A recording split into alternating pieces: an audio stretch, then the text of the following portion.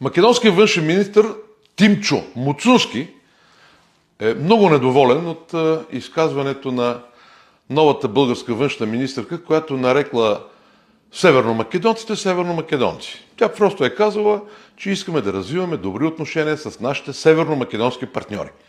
И това много е досало Тимчо Муцунски, големия северномакедонски дипломат, та извикал българския посланник на обяснение. Според него нямало северномакедонци. Съгласен съм, няма северномакедонци, защото нито Даме Груев, нито Иван Михайлов говорят до северномакедонци. Те говорят за македонски българи.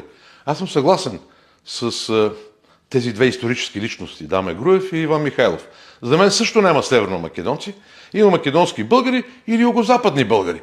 Но тъй като господин Муцунски и неговата партия ДПМН, които управляват Скопие, откакто са на власт, водят една отвратителна антибългарска кампания, преследват българите, съдят българите, закриват българските организации, постоянно плюят България, на същия този велик дипломат Муцунски трябва да му е известно едно просто правило в международните отношения, че има реципрочност. Когато ти се отнасяш лошо с някой, не трябва да очакваш от него той да бъде любезен с тебе. Така че, господин Муцунски, отново да прочете историята и да не се сърди. Няма северномакедонци, има или македонски българи, или югозападни българи, ако им е по-удобно. Поздравления за нашата нова министърка на външните работи. Точно така, на зло куче за опрът.